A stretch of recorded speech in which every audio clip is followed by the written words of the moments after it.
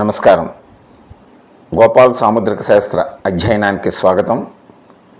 మనం అనేక విషయాలు ఈ సాముద్రిక శాస్త్రంలో అధ్యయనం చేస్తూ జీవితరేఖ, శిరోరేఖ, హృదయరేఖ, అదృష్టరేఖ, ప్రధాన రేఖలు, ఉపరేఖలు, గుర్తులు, వీటిని అన్నిటినీ మనం వివరిస్తూ ఇప్పుడు శిరోరేఖ గురించి మనం మాట్లాడుకుంటున్నాం. ఈ శిరోరేఖ చూపుడు వేలికి బొటన వేలికి మధ్యలో జీవిత రేఖతోటి ప్రారంభమయ్యి క్రమంగా ఇలాగా రెండవ అంచుకు చేరి ఈ మొత్తం ఈ శిరోరేఖ యొక్క ఆయుష్ ప్రమాణంలో 100 సంవత్సరాలని ఇక్కడ 0, ఇక్కడ 100. గతంలో జీవిత రేఖను ఎలా కొలిచామో శిరోరేఖను కూడా అదే విధంగా మనం ఇప్పుడు కొలుస్తూ దీన్ని అంచనా వేస్తూ దీంట్లో ఉండేటువంటి వివిధ విభాగాలు, మార్పులు, వీటిని రికార్డ్ చేసి ఉంచాను కనుక ఈ కొలతలు చూసి తర్వాత ఇది జీవితరేఖ, శిరోరేఖ, హృదయరేఖ, అదృష్టరేఖ, రవిరేఖ, బుధరేఖ, వైవాహిక రేఖ, గురురేఖ, ఉపకుజ రేఖలు, కంకణ రేఖలు, ఇవన్నీ. దీంట్లో మనం ప్రధానంగా శిరోరేఖని రేఖల్ని మనకి ప్రధాన రేఖలను స్పష్టంగా ఉంటే ఆ వ్యక్తి యొక్క జీవితం ప్రశాంతంగా 100 సంవత్సరాలు నడుస్తుంది. దీన్ని ఇప్పుడు 4 ప్రధాన రేఖల్లో మనం జీవిత రేఖ గురించి తెలుసుకున్నాం. ఇప్పుడు శిరోరేఖ. శిరోరేఖ ఈ ప్రారంభ స్థానము ఈ చూపుడు వేలికి బొటన వేలికి మధ్యలో ఇది 0, ఈ చివర 100, ఈ యువతల అంచుని. ఇది క్రమంగా దీన్ని మనం 10 భాగాలు చేసుకుంటే 1, 2, 3, 4, 5, 6, 7, 8, 9, 10. ఈ 10 భాగాలు రేఖ ఎంతవరకు ఉన్నా ఇక్కడ సుమారు ఇక్కడ వరకు ఉంది. ఈ చివరి లేకపోయినా సరే ఈ అంచుకి మనం ఈ కొలతను సమభాగాలు చేసుకుని ఈ 10 భాగాల్లో ఇది 10 సంవత్సరాలు, 20 సంవత్సరాలు అలాగా అంచనా వేస్తూ అదే దారంతో కొలిచినప్పుడు ఈ రేఖ మొత్తాన్ని 10 భాగాలు చేసుకుని మనం అంచనా వేస్తూ సమన్వయం చేసినప్పుడు ఈ అరచేతిలో ఇక్కడ ఈ రంగు మారేటువంటి భాగం దగ్గర పాయింట్ పెట్టుకుని దీన్ని ఇలాగా ఈ చివరి వరకు ఇది యాంగిల్ ఎటు ఉంటే అక్కడ మనం దాన్ని గుర్తించాలి. ఈ చేతిలో యాంగిల్ ఇలా ఉంది. దీన్ని సమభాగాలు చేసుకోవడం అంటే ఇగో 10, 20, 30, 40, 50, 60, 70, 80, 90, 100 ఇలాగ 10 భాగాలు చేసుకున్నాం. ఇలా కూడా కొలవచ్చు, లేదా దారాన్ని ఇలా నడిపి చేయొచ్చు. ఇప్పుడు ఏ వయసులో ఏ మార్పు ఉంది అనేటువంటి దాన్ని మనం గమనించి ఇక్కడ 1, 2, 20, 23, 28 ఈ ప్రాంతంలో కొన్ని క్రాస్ లైన్స్ ఉన్నాయి. అలాగే ఇక్కడ వచ్చేసరికి ఇవి నిలువు రేఖలు. వీటిని మనం అదృష్ట రేఖని, రవిరేఖని దీంట్లో క్రాసులకని తీసుకోకూడదు. ప్రధాన రేఖలు కాకుండా వేరే రేఖలు ఉంటాయి. వీటిని మనం ఇక్కడ గమనించాం. గమనించి కొలతలు వేసుకుని మనం ఆ శిరోరేఖని అంచనా వేస్తూ దాంట్లో ఏర్పడే వైవిధ్యాలని నేను గతంలో నా గ్రంథాల్లో కూడా రికార్డ్ చేశాను. వాటిని కూడా మీకు ఒకసారి చూపిస్తాను. ప్రధానంగా ఈ శిరోరేఖ మీద వచ్చేటటువంటి ఈ రేఖల్ని యథార్థ నిరూపణలో మీకు గతంలో చూపెట్టాను, ఇప్పుడు కూడా చూపిస్తాను. ఇది చూడండి, ఇది స్పష్టమైనటువంటి శిరోరేఖ ఈ చివరి వరకు ఉన్నది. అంటే ఇక్కడి నుంచి ఇక్కడ వరకు 100 సంవత్సరాల వరకు కూడా వీరి యొక్క మేధస్సు ఏమాత్రము తరగకుండా చివరి వరకు జ్ఞాపక శక్తి కొనసాగుతూ ఈ శిరోరేఖని గమనించండి. ఈ శిరోరేఖ ఇక్కడ బాల్యంలో ఇక్కడ కొద్దిగా చిన్న చిన్న ఉన్నా ఇవి సహజంగా ఏర్పడినటువంటిగా మనం గమనించాలి. అంటే ఈ 100 సంవత్సరాల వయసు వచ్చే వరకు కూడా ఈ జాతకులు ధారణ కలిగి ఉంటారు. ఇదే మనం ఇక్కడ చూసినప్పుడు ఈ శిరోరేఖ అంత స్పష్టత లేదు, ఇదంతా అస్తవ్యస్తంగా ఉంది, బలహీన మనస్కులే. ఇక్కడ జీవితరేఖ బాగానే ఉంది, ఇక్కడ హృదయ రేఖ కూడా బాగుంది, మధ్యలో అదృష్ట రేఖ కూడా పర్వాలేదు. కానీ శిరోరేఖ పూర్తిగా అస్తవ్యస్తమైంది. ఇవి యథార్థ నిరూపణ. ఇది ఈ నిజ జీవిత ఉదాహరణలు ఇంజనీర్ నేను గమనించి ఇటువంటి వారిని, ఇందుకు పేర్లు అవి మనం చెప్పకూడదు ఇక్కడ, ఇవి నిజ జీవితంలో ఏర్పడినటువంటివి. అలాగే ఈ జీవితరేఖ శిరోరేఖను బట్టే మనం అంచనా వేయడానికి ఇంకొక ప్రధానమైనటువంటి మీకు ఉదాహరణ చెప్తాను.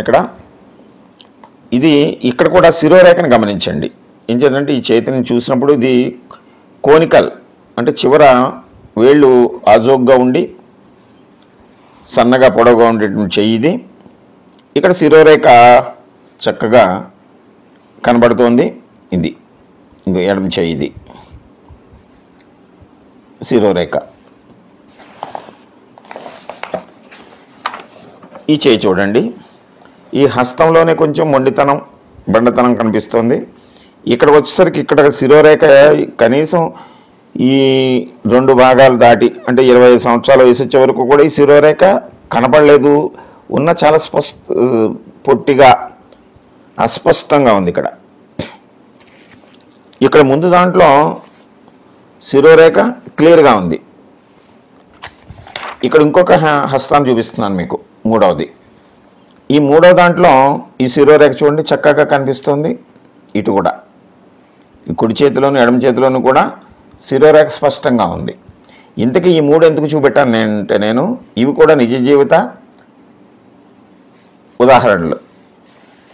ఈ 3 కూడా కవలవత్రయం, అంటే ముగ్గురు, ఈ ముగ్గురు వ్యక్తులు కూడా, ఈమె అని ఎందుకంటే ఈమె స్త్రీ, కవలల త్రయంలో ఈమె స్త్రీ, వీళ్ళిద్దరూ కవల త్రయంలో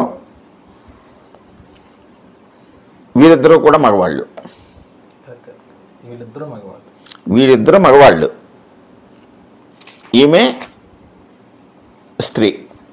అంటే ఈ ముగ్గురు కూడా ఒకే కాన్పులో 1995 అక్టోబర్ 31వ తేదీన ఉదయం 10-15 నిమిషాలకు జన్మించారు వీళ్ళు. ఈ ముగ్గురు యొక్క హస్తాలను మనం పరిశీలించినప్పుడు ప్రధానంగా శిరోరేఖని దీనికి ఎందుకు తీసుకున్నానంటే, వీరు ముగ్గురు నేను 20 సంవత్సరం వయసులో, అంటే 95లో, అంటే 2015లో చూశాను ఈ చేతులు. 2015లో ఈ పుస్తకం ప్రింట్ అయింది. అప్పటికి వీరు 20 సంవత్సరాల వయసు కలిగి ఉన్నారు. ఈమె కోనికల్ షేప్ ఆఫ్ పాము ఆర్ట్స్లో ఈ ఆధిపత్యం వహిస్తుందని చెప్పాను. డిగ్రీ పూర్తయి ఈమె పోస్ట్ గ్రాడ్యుయేషన్కి వెళ్ళడానికి శిరోరేఖ సహకరిస్తుంది. ఇక్కడికి వచ్చేసరికి కొంచెం బ్లంట్గా ఉంది, శిరోరేఖ సరిగా లేదు. ఇతని యొక్క చదువు 15వ సంవత్సరం దగ్గరే బ్రేక్ అయ్యి తదుపరి 10th క్లాస్ ఫెయిల్ అవ్వటం వలన, ఈ ఆలోచన సక్రమంగా లేకపోవటం వలన ఇతన్ని ఐటీఐ రంగంలోకి వెళ్ళమని, ఈ వ్యక్తి అదే కాన్పులో పుట్టినటువంటి వాడు, వీళ్ళకి సోదరుడైన, శిరోరేఖ చక్కగా ఉంది, తెలివితేటలు బాగున్నాయి, టెక్నాలజీ చదివి ఇతను పీజీకి వెళ్ళటానికి, అంటే ఎంటెక్కి వెళ్ళటానికి అక్కడ ఇప్పుడు అయ్యి మంచి ఉద్యోగం చేస్తున్నాడు. ఇది ఈ శిరోరేఖని మనం క్రైటీరియాగా తీసుకుని ఈ ఉదాహరణ చెప్పాను. ఈ ముందు ఉదాహరణలో కూడా ఇది అఖండమైన మేధస్సు కలిగినటువంటి వ్యక్తులు వీరు, ఇదే వయసు కలిగినటువంటి వాళ్ళు. శిరోరేఖ ప్రధానంగా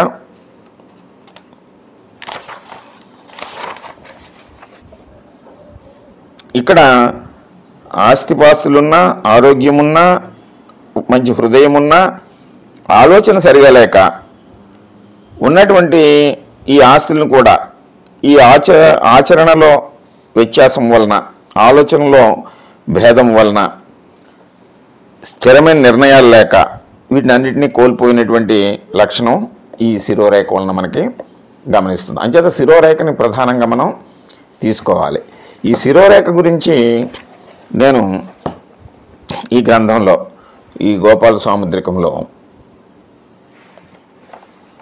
అనేక ఉదాహరణలు ఈ శిరోరేఖ మీద, ఈ శిరోరేఖ ఇతర గుర్తులతోటి దీని యొక్క నిడివి, దీని యొక్క లక్షణం వివిధ రేఖలతోటి కలిసి ఉండటం,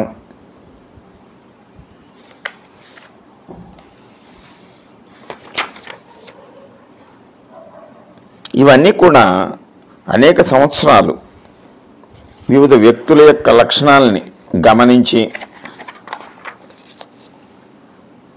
వాటిని రికార్డ్ చేసి ఆ వయసులన్నింటిని పరిగణలోకి తీసుకుని తదుపరి ఆ లక్షణాలు ఇక్కడ ఈ లక్షణాలకు అనుగుణంగా ఈ సాముద్రిక శాస్త్ర గ్రంథంలో నిక్షిప్తం చేయడం జరిగింది. అయితే ఇవన్నీ మనం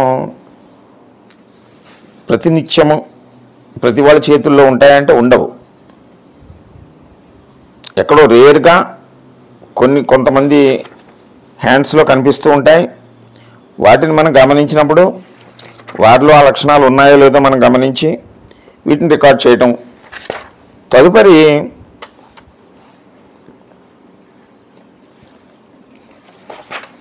ఇది తదుపరి తరం వాళ్ళకి వీటిని అందించాలనేటువంటి ఉద్దేశంతో ఈ గ్రంథాన్ని రాసినప్పుడు కొంతవరకు ఈ శిరోరేఖ మీద సుమారు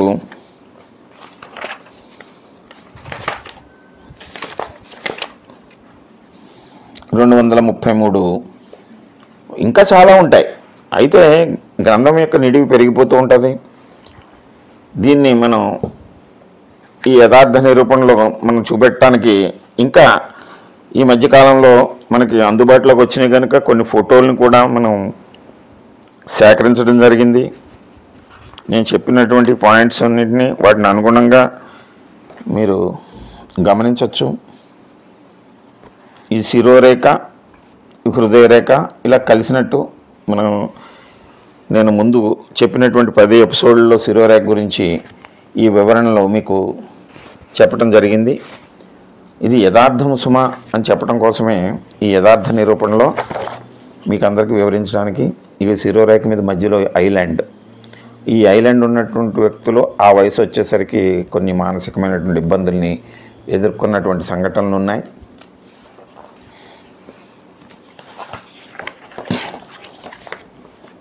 అలాగే ఇది ఈ శిరోరేఖ, హృదయరేఖ ఈ రెండు కలిసి ఒక గొలుసులాగా ఏర్పడి ఇక్కడికి వచ్చిన తర్వాత ఈ శిరోరేఖ ఇలాగా విడినటువంటి సందర్భాలు ఉన్నాయి. అంటే ఇక్కడికి వచ్చేసరికి సుమారు ఈ 40 సంవత్సరాల వయసు మధ్యలో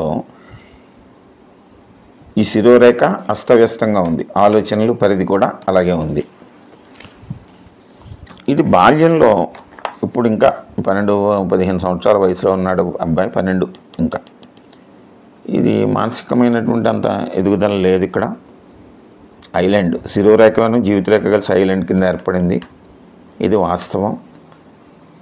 అయితే ఇక్కడ వచ్చేసరికి ఈ శిరోరేఖ స్థిరపడుతోంది. ఇక్కడ మధ్యలో మీరు చూడండి మైనస్ కింద ఉంది. జీవితరేఖ కూడా అంతంత మాత్రం, హెల్త్ బాగాలేదు, మానసిక స్థితి కూడా బాగాలేదు. అయితే క్రమంగా 15-16 సంవత్సరాల వయసు వచ్చేసరికి ఇది రెక్టిఫై అవుతుంది అనేటువంటిది అంచనా. అలాగే వీరి చేతుల్లో ఈ శిరోరేఖ ఇక్కడ ఐలాండ్ కలిగి ఉంది. మధ్యలో ఇలా పైకి, అంటే భావాల్లో మార్పులు, ఆలోచనలో మార్పులు, ఐలాండ్స్.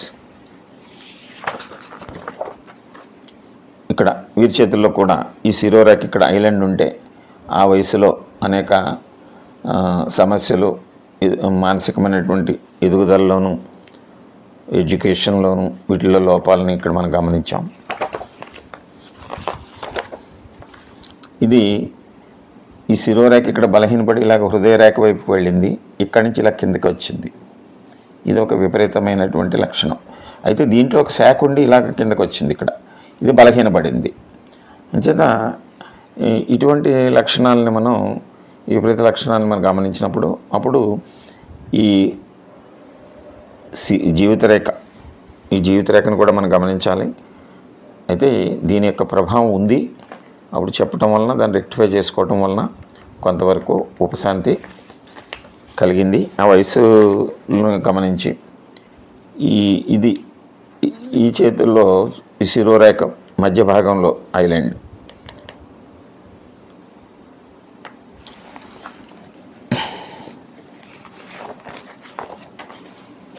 ఈ హస్తంలో ఈ శిరోరేఖ బ్రేక్.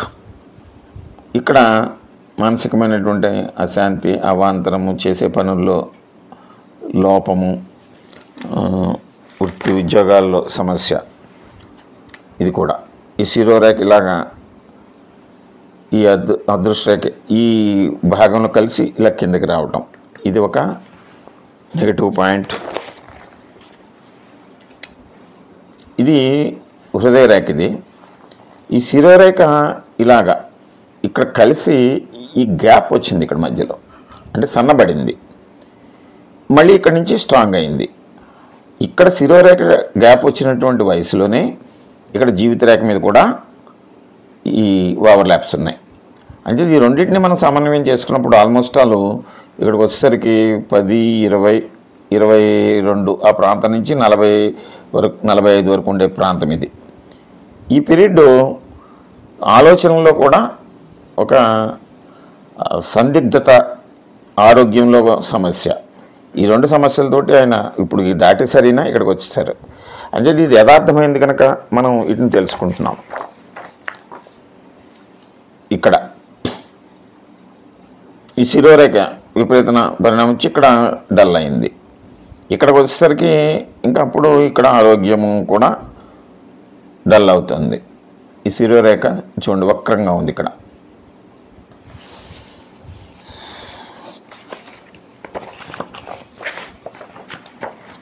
ఈ శిరోరేఖ మీద చిన్న చిన్న ఐలాండ్స్, అంటే స్వల్పకాలం ఉంటాయి ఇవి.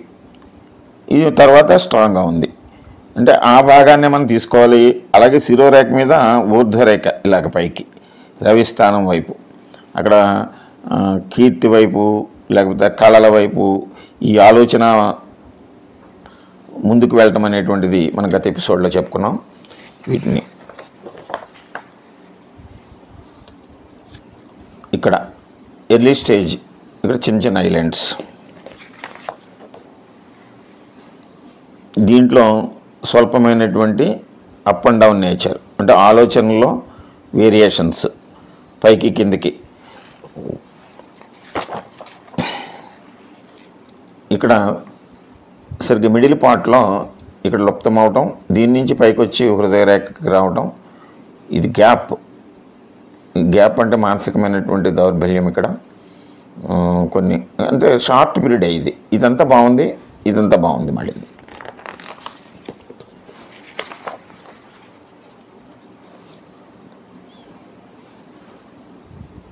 ఇక్కడ వరకు కూడా almost all middle part of the life వరకు కూడా 40-45 వరకు కూడా ఈ శిరోరేఖ మీద అస్తవ్యస్తత ఉంది. ఐలాండ్స్ ఇలా పైకి కిందకి రేఖలు పీచి రేగినట్లు ఉండటం. ఇక్కడి నుంచి మళ్ళీ ఇవే నేను ఈ రాసినటువంటి గ్రంథము అరచేతిలో జీవిత రహస్యాల్లో వీటిని మళ్ళీ పొందుపరచడం జరిగింది. అరచేతిలో జీవిత రహస్యాలు వీటిని సింప్లిఫై చేస్తూ ఈ సామాన్యులకు అందుబాటులో ఉండాలనేటువంటి ఉద్దేశంతో ఈ శిరోరేఖ మీద వచ్చేటువంటి వ్యత్యాసాలు, ఇది స్పష్టంగా ఉన్న రేఖ, ఇది మధ్యలో బ్రేక్స్, ఇది అస్తవ్యస్తంగా ఐలాండ్స్ ఉన్నది, ఇది కూడా మధ్యలో ఐలాండ్ పైకి కిందికి ఉండటం, ఇవి బ్రాంచెస్ ఇలాగ రావటం, ఇది ఇక్కడ సగం వరకే ఉండి లుప్తం అవటం,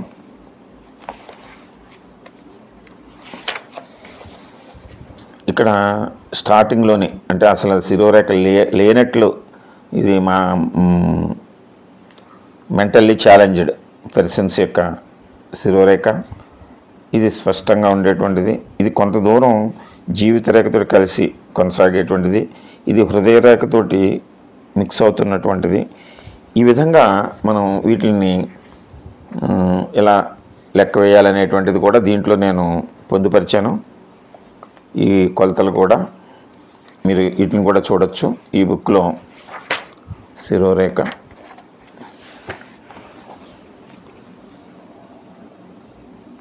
ఈ శిరోరేఖను కొలవటం, ఇవే ఇంకా ఇతర విషయాలను కూడా ఇది స్పష్టంగా ఉండేటువంటి శిరోరేఖ. నేను గమనించినవి వీటిని మరలా ఇక్కడ ఇలా విడిపోయినట్టు పలచబడినటువంటి శిరోరేఖ, ఈ గొలుసు మాదిరిగా ఉండేటువంటి శిరోరేఖ, మధ్యలో ఐలాండ్స్ ఉంటూ ఇలా చిన్న చిన్న ఉంటూ ఇక్కడ లుప్తమైనటువంటి శిరోరేఖ,